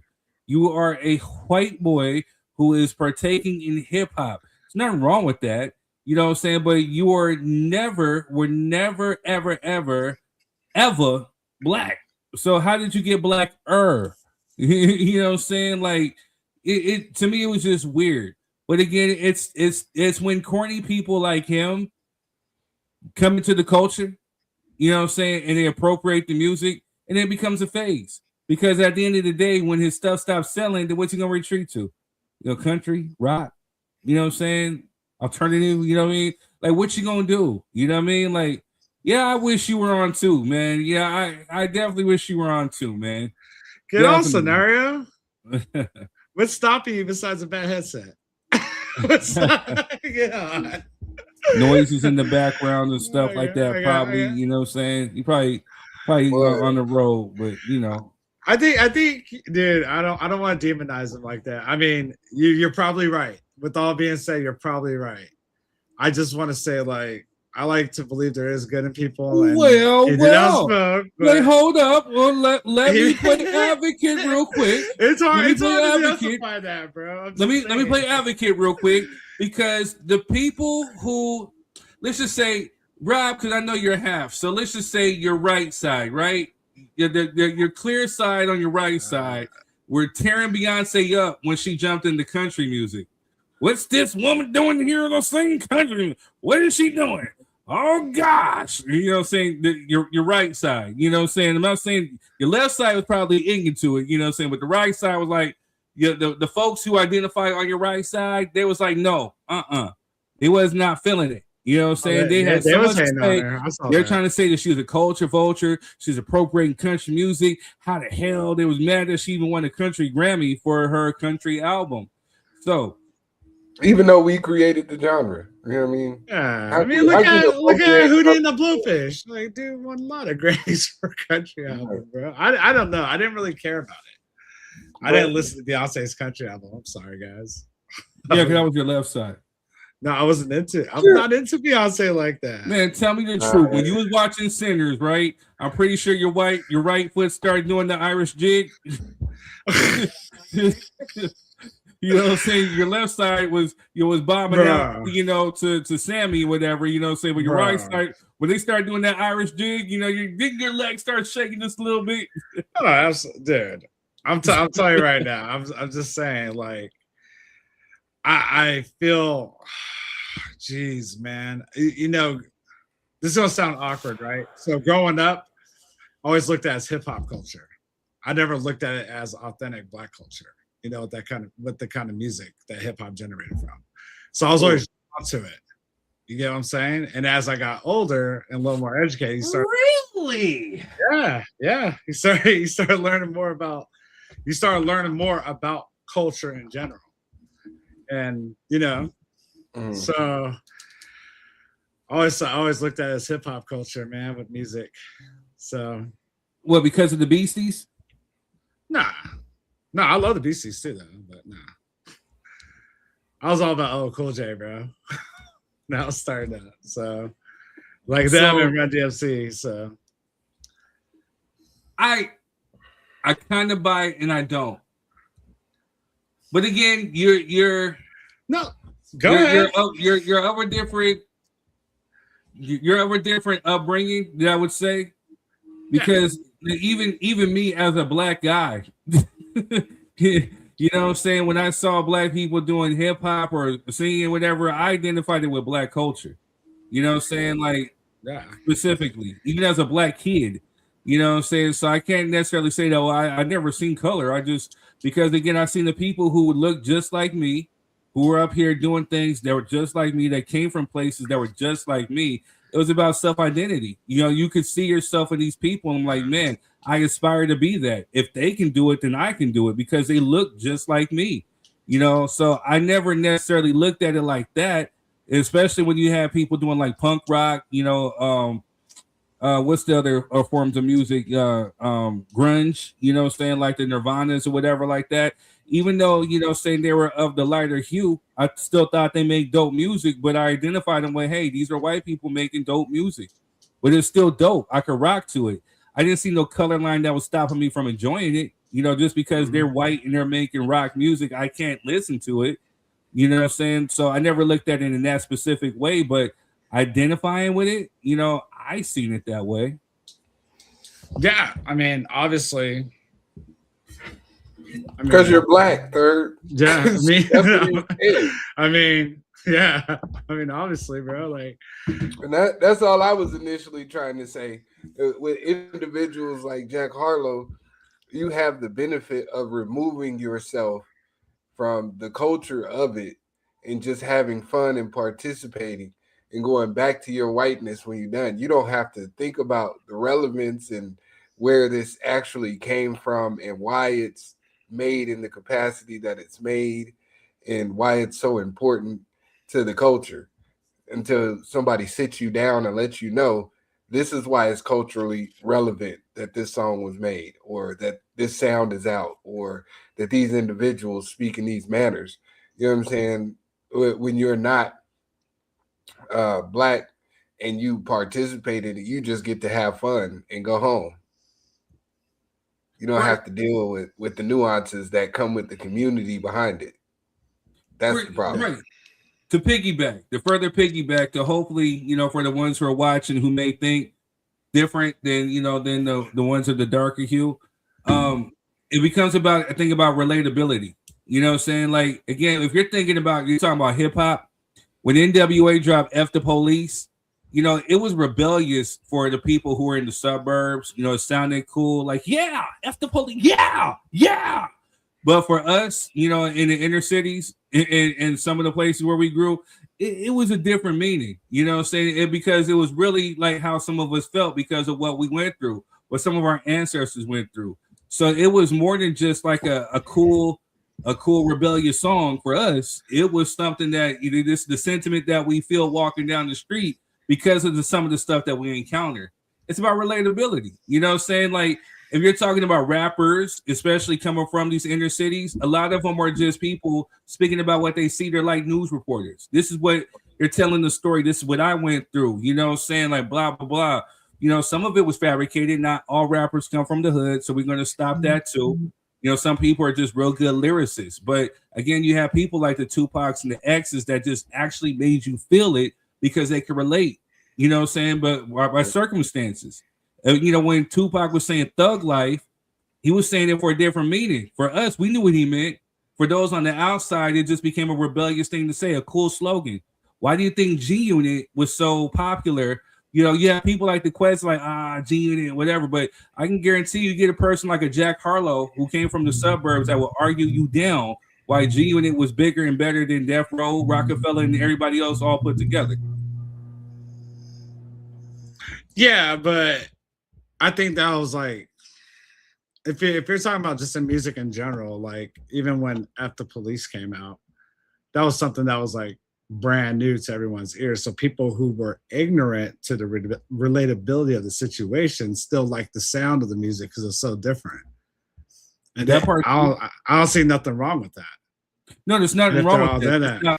It's not. We just letting you. We want you guys to be aware that when you guys come into certain spaces, there's a level of reverence and respect that needs to be had when you enter those spaces, because we understand that you're just here to have fun. And when you just get to have fun and you go back home and we're left to deal with the baggage of a song such as F the Police, where me walking home playing it on my Walkman can get me tackled. You know what I'm saying? And you playing it walking home, nothing happens because you're not over policing your communities. That's the difference in the nuances that we need y'all to understand when y'all come into said spaces and start to cosplay as us, because we know at the end of the day, if the shit goes left, you're gonna pull out your white card, and I can't do that. It's a complexion for protection. You know what I mean? Like, yeah, once again, I don't know nothing about Jack Harlow or where he grew up at, or what his influences are. So I'm not going to speak on assumption with that. So I know a different multicultural people that grew up in hoods that never had issues or had more issues than others. And one thing is, I can't speak on him on, you know, I'm not sure if he's a dude from the burbs or what the deal is with him. I don't know nothing about him. He's from Louisville, Kentucky. Okay. Does that place not mean Louisville? You know what I'm saying? I mean, Louisville don't got a hood. I don't know, man. They do. His parents are Maggie, a businesswoman, and Brian Harlow. He was raised on a horse farm near Shelbyville. He has one younger brother. He is of French and Irish descent. So maybe they had gangsters on horses. I don't know. Like, No, I'm just saying. So you're talking about, you know. You didn't watch Yellowstone, bro? Let me ask you something, Rob. Oh my god. Let me ask you something, Rob. Yeah, it's a different gangster. You know what I'm saying? Cowboys and, you know, it's a different Honestly, I don't know. thing. I seen Legends of the Fall. Let me ask you something, Rob. When you get pulled over by said police, police, right? Yeah. All right. So after they ask you, like, do you know why I pulled you over? You know what I'm saying? I guess that's the first initial question I ask everybody. What comes after that? What did they ask you? Well, when I got pulled over right on Ruffin Road, I never got told I got pulled over. I told I get the fuck out of the car and got my car took at gunpoint. So that happened on the other side. So again, you're complexion for protection, but again, in your past experiences, what is normally asked afterwards? Where after when they asked me for my license and registration? No, no. So that's what they asked you afterwards, right? No, they asked me that straight up. Yeah, no. When I asked them why I get pulled over, I don't get an answer. I haven't gotten an answer. I only got an answer one time after. And so you said they asked you for your license and registration. Yeah. Okay, Quez. There's something going on in the background. I don't know if that's me or Quez. Yes, sir. You're something wrong with your computer, bro. All right, so. Oh yeah, probably. All right, y'all. So when you get pulled over, when you got pulled over, what are the first questions that they ask you? Do you have any warrants? Shit. Step out of the car, please. All of that. You know what I mean? Before. So with me, I know it's, hey, the first things first, like, do you know why I pulled you over or whatever, or you know why I stopped you? No. All right.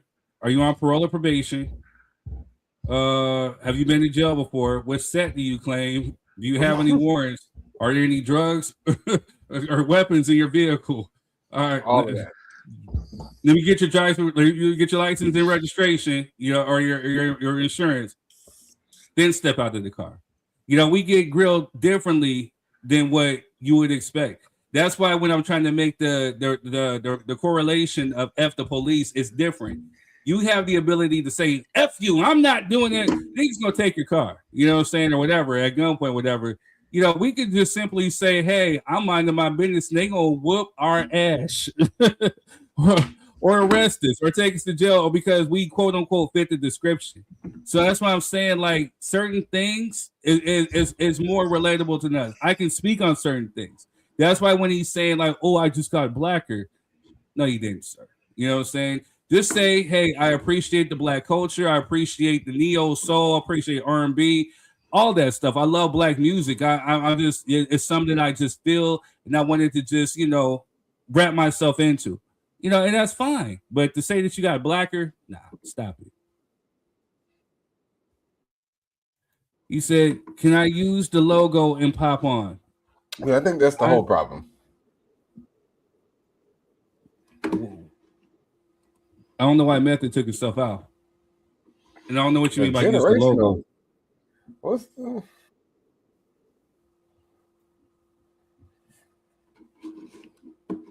Method, you took yourself off or what? You good?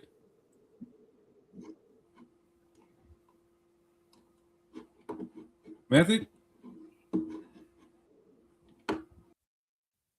Okay. Well, I don't know what's going on with what the hell is going on between the sheets in this home? But will we be back? It's come to my attention that everyone's calling me a troll. Some said even the king of trolls. First of all, I'm flattered, but I'm done with all that. I would never do a deal with DoorDash and quite literally deliver beef when millions of people are watching. I mean, who would do something like that? I'm not delivering quality beef. It's more of an art than science. Don't want to be too obvious. It's all about timing, and I'm always on time. Oh, they sell Combs. What a coincidence. No matter what kind of beef you have going on this week, remember DoorDash delivers. And you know what goes great with beef? A bottle of this beautiful Branson cognac, aged 4 years or 50 months. Who's keeping count?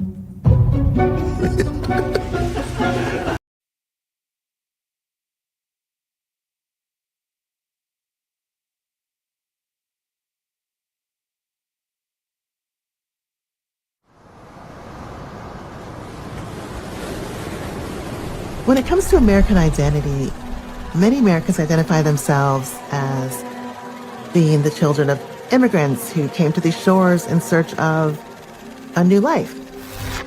And indigenous peoples identify themselves as being the ones who were originally here. Black people are the only Americans who can claim neither, because this is a group that was forcibly extracted from their own homelands in Africa. The Chosen Project is a visionary saga that blends African heritage, biblical allegory, and mythic fantasy into a story of exile, revelation, and destiny. Through Enoch's journey, the series explores the battle between seen and unseen forces, inviting readers into a spiritual odyssey, both timeless and urgently modern. Available on Amazon.com and Kindle Unlimited. Check out The Chosen Project by A.J. Moore. Uncle Nearest Premium Whiskey is a brand of Tennessee. Whiskey honoring Nathan, Nearest Green, the first known African-American master distiller. The Nearest Green Distillery, located in Shelbyville, Tennessee, is the world's first distillery named after an African-American. Green is credited with perfecting the Lincoln County process, a charcoal mellowing method that defines Tennessee whiskey's smoothness. Get your bottle today. We are back. We are back. We are back. All right, my bad, bro. I don't know what's going on with this thing. So, it was acting funky, man. I was putting comments on the screen and doing this and freeze framing, but it's all good, it happens. Oh, snap. Yeah, well, because, I've been trying to find somebody to fix it because I don't want to have to buy another computer. The kids crack the screen, and because it's a touch screen, depending on where I put so I have to put the screen in. I have to minimize it and put it in a certain place, or it start doing crazy. I got you. Hold on, real sec. We got, but don't nobody want to fix it. Right. We got Clyde Busted, baby. But I think he might be a little busy. We're gonna make an exception for today. Hopefully, it's not noisy in the background, but we will allow the logo for today. You know what I'm saying? Just to get your quick thoughts. But we got to move on to our next topic. See, that's what I came for. I came for it all, Third. I came for it all, man. There you go. There you go. What you came for? Busted, baby. You know what? Hey, I understand where y'all coming from. I understand y'all. You know what I mean? But y'all gotta understand, he not no. I can respect. I got respect for Jack Harlow because he not no perpetrator. He ain't trying to be hood. He ain't trying to be black. He gave. If you really think about it, what white rapper has gave homage to black music as hip hop being black music and rap being black music? Period. Robin Thicke. Who? Robin Thicke. Timberlake. Calling it black music, calling hip hop black music, calling R&B black music. Eminem. Absolutely. Eminem said that? Yes. I never heard him say that. I've never heard Eminem say hip hop is black who took music. black music and what was the lyric? It was in Without Me. People tried to call him Elvis Presley, said that he was appropriating black music and all this other stuff. So he said it, who took black music to do X, Y, and Z, and he's always said that. Eminem, that's why I'm saying you just gotta do your research a little bit, just dig a little deep. I'm just saying there's a whole lot of white rappers. There's a lot of white rappers, but they don't pay homage. So I can respect the white rappers that pay homage. Now, to say that you're blacker? Well, no, wrong word. He said that he's blacker than you. No, Busted, wrong, baby. Wrong wording. He dove. I can understand it, but see, the thing about it though, this is where we gotta be consistent. We gotta be consistent across the board as a culture and as a people. We can't. It's like, listen, man. We gotta Give me know a good example because I'm waiting on this one. Yeah, but give me a good example. Listen, I'll be man. waiting. Hey, but we got Listen, we got one more listen, topic to man. get to. We This gotta. one's lingering a little too long. All right, we gotta know who the enemy is, bruh. We just because you Caucasian, you kick it with black people, and if you pay homage, you show respect, and you, bruh. Dude was tiptoeing around that interview, saying he understands the politics, he understands all of that. But a lot of these white rappers and a lot of these white artists have been starting off black to get the black audience, and then get the black audience, and then they just do a total switch up. He said he didn't want to do that. Okay. He's sticking with the people who been rocking with him the whole time, and he's not gonna change. He wanted to give. He wanted to continue doing what he wanted to do. Tiebreaker. Jess, do you buy it? Speaking to the mic, please. Do you buy it, Jess? No. All right, moving on. All right, so there's a viral clip of a husband who is sleeping in his car, and his wife found him sleeping in the car. You know what I'm saying? And this begs different questions and a deeper conversation. Let's play this. And worried. And this man is sitting in this car.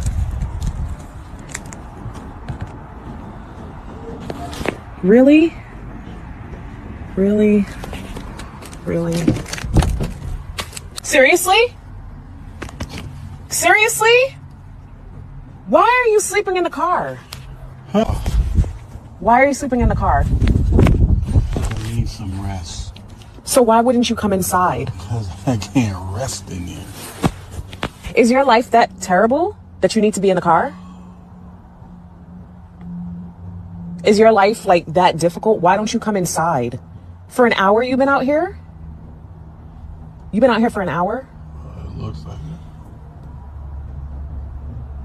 I just need to rest. Do you want me to bring you something? Peace and quiet. Come inside, baby. No. Come on. No. Just close the door, please. Just close the door. Well, I'm gonna come and sit next to you. No.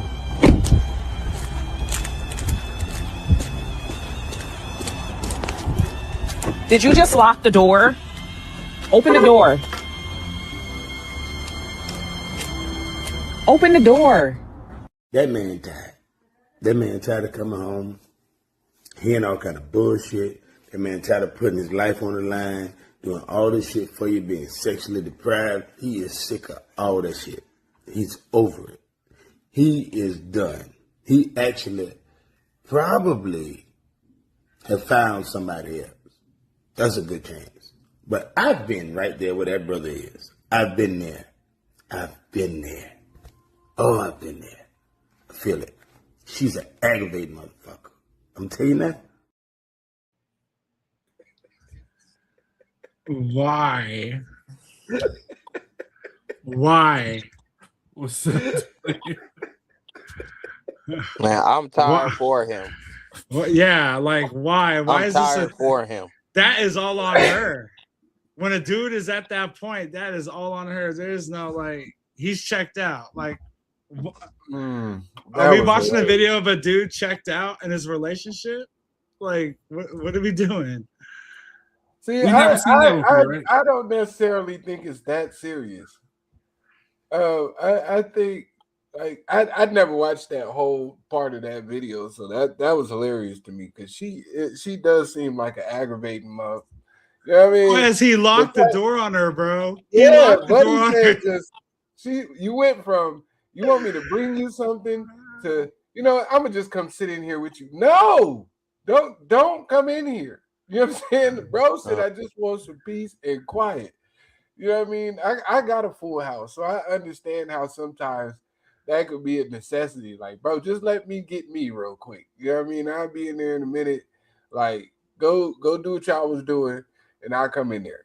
You know what I mean? So I don't think he's necessarily done with her. I just think it's a lot going on in that house, and bro wanted to get some real rest before he walked into bullshit. Well, at the end of the day, hey, because she seemed like she has good intentions. She seems like she's a sweetheart. But at the end of the day, man, she is not that man's piece. I think we've said it before here on this show. You know what I'm saying? Like, we go out, we face a whole bunch, and then sometimes we just want to come home and get like a little bit of peace. So if you walk into a house that's chaotic, you know what I'm saying? That's what that looked like. Like Quez said, looked like he just had to get his thoughts together, get some rest, because the minute that he step in, he gonna have her asking 51 million questions. So then if you got kids and they running around, they want you to play, do this, do that, whatever. You know what I'm saying? You got to put on a whole nother show. You know what I'm saying? So I don't know. Nah, man, he's checked out, bro. Yeah, he is checked out. She's don't do that. she's totally unaware. And that right there, like, I'm not, man, a woman being totally unaware, that could, man.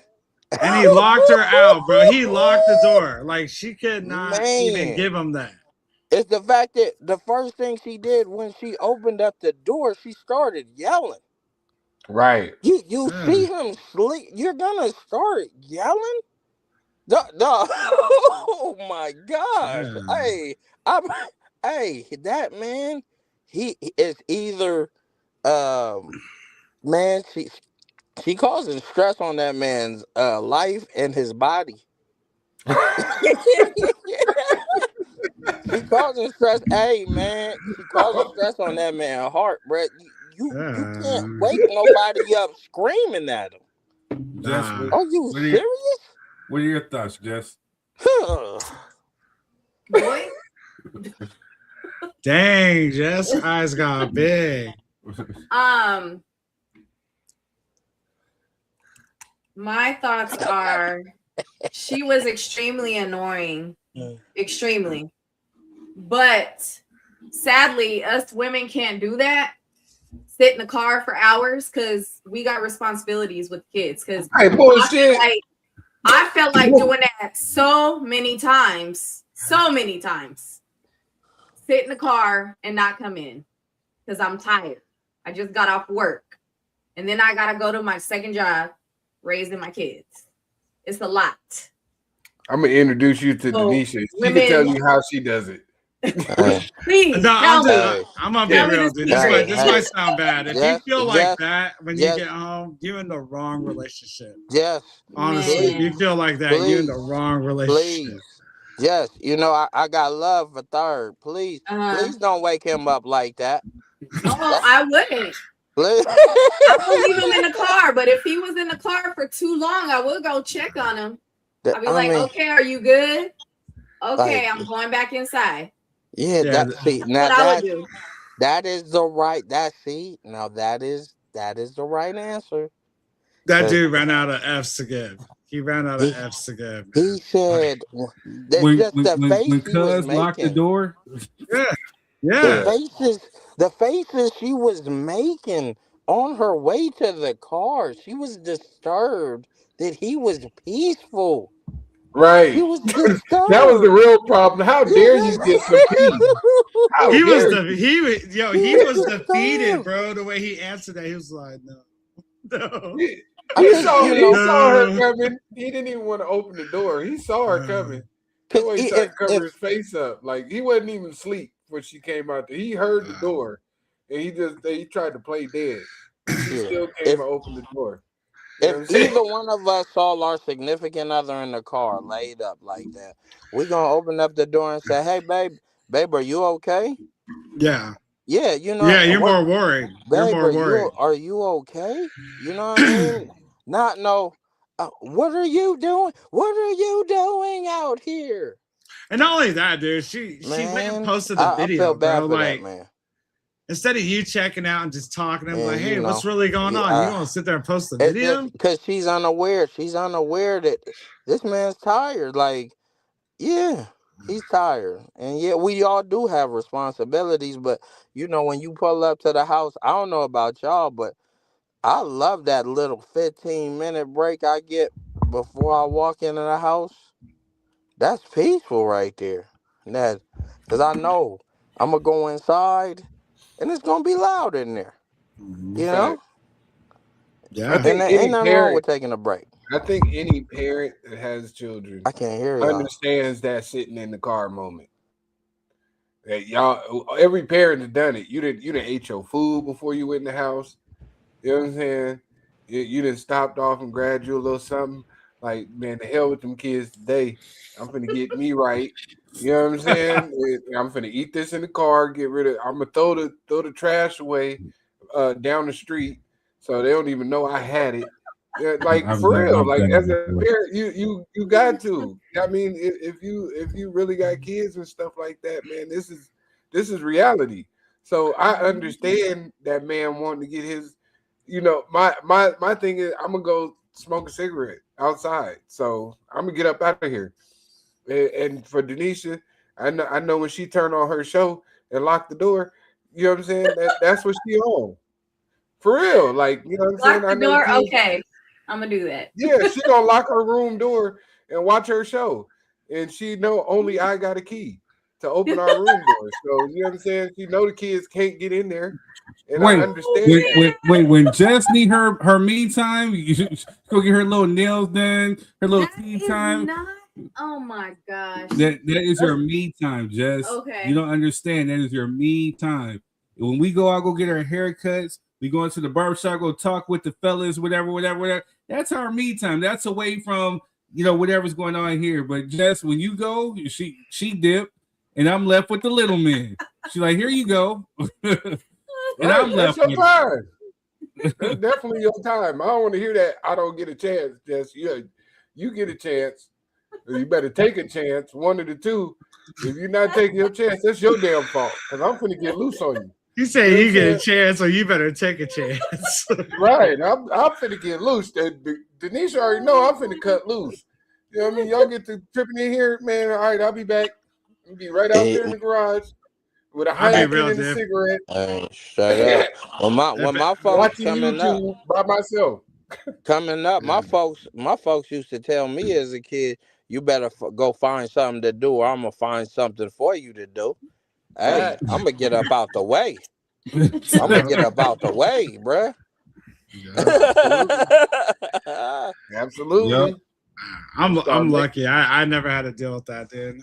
Like if she had a bad day, I didn't even ask her, bro. I just handled it, and she did it vice versa. That's like kind of a team effort there. But if I'm in that guy's situation, that means I checked out. I'm already ready to go. I'm not. It's like I'm stuck. It's like I'm stuck in this and I can't leave. That's the look he had right there, dude. It's like when he said, I can't get peace and quiet in your own home, that's a problem. You know what I'm saying? Because not just women, but men, you got to be the women's peace too. It's vice versa. You have to be each other's peace and safe place. You know what I'm saying? If you feeling like one of y'all feeling like you can't come home and get that peace that you need from dealing with the world, because women deal with all types of other stuff too. You know what I'm saying? But when you come home and you can't get your peace, you know what I'm saying? And the other person might be the problem of you getting your peace. You know what I'm saying? And there's something that needs to be reevaluated in that relationship. Third, she was making a video of it, then posted it.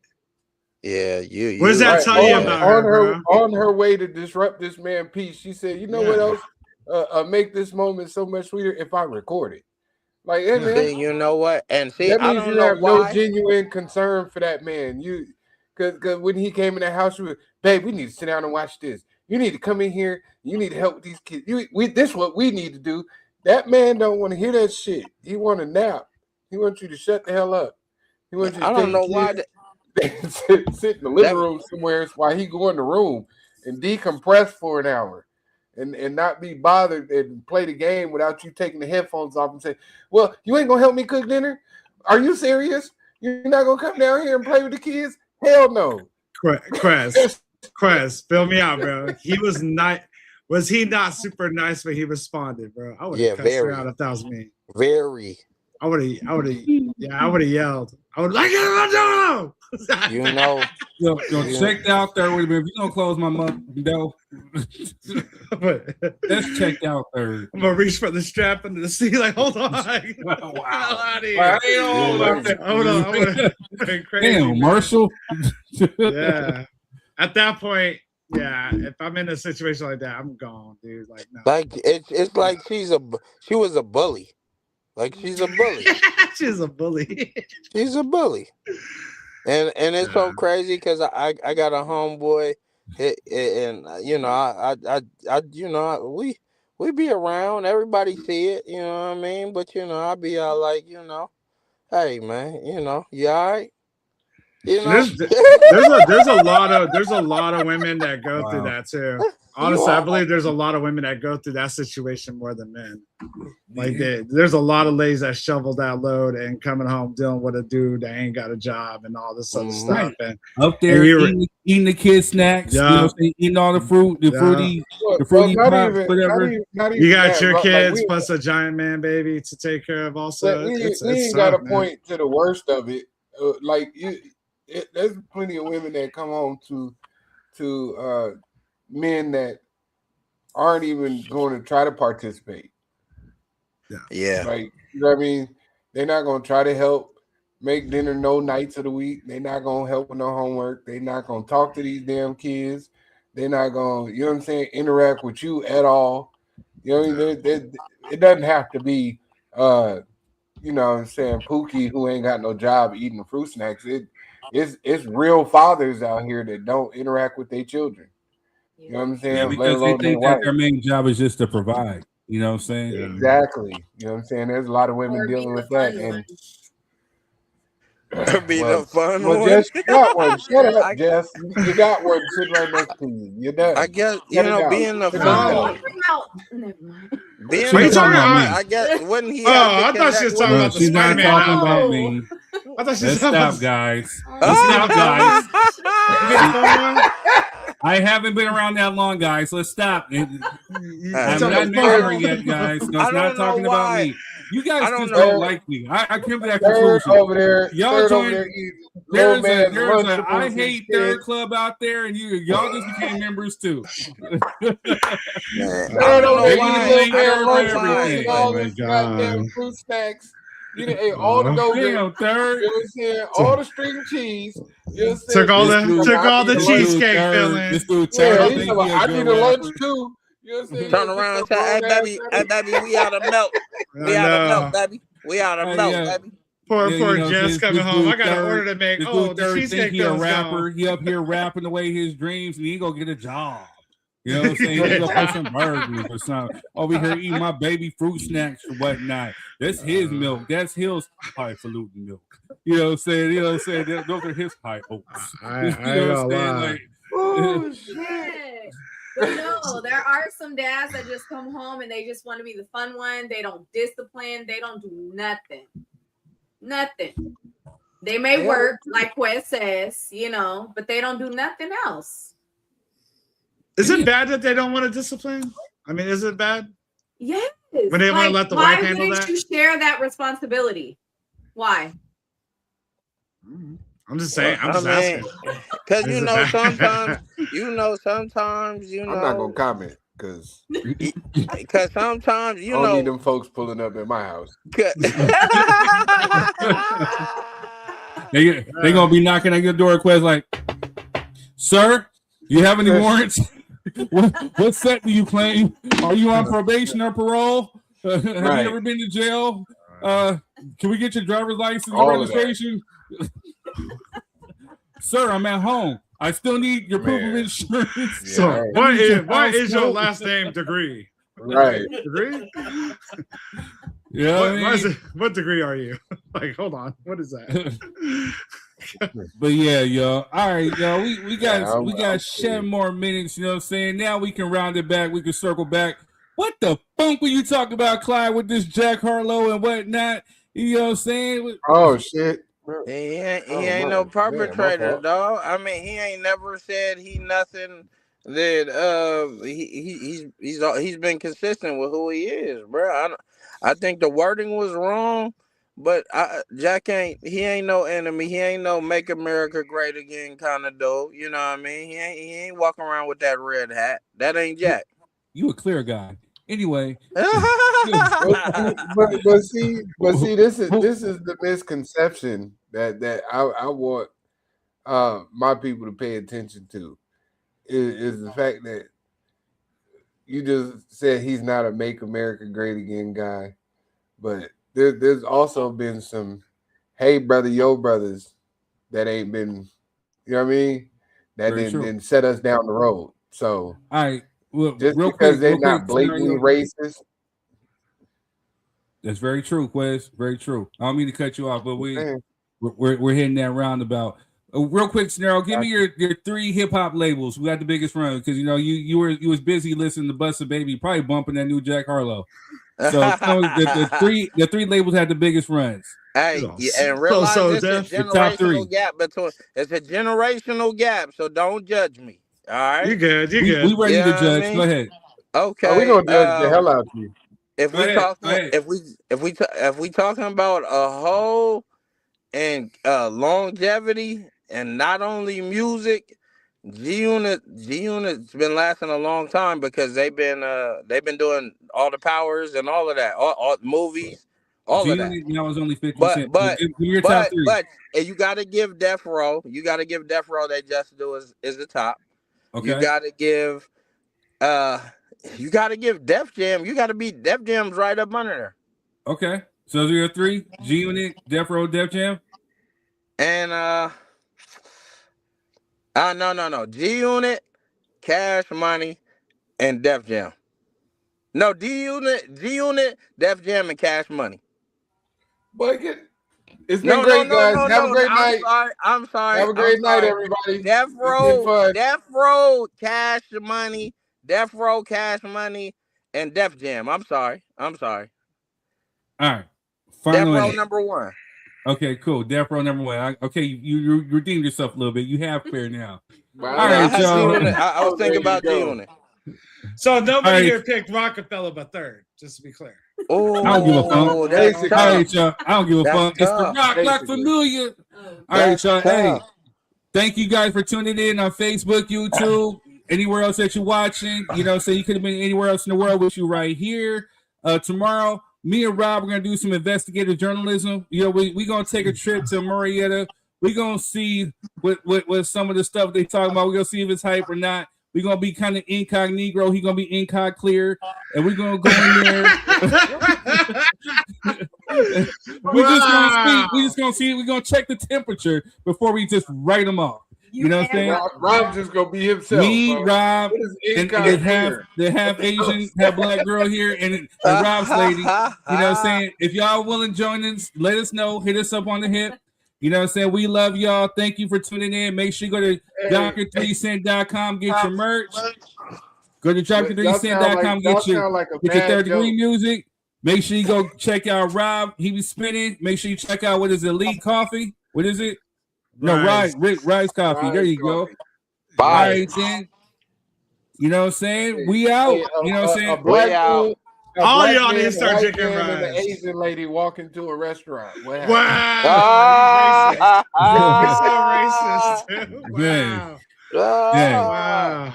All right, y'all. It's been real. We love y'all. We'll catch you on the flip.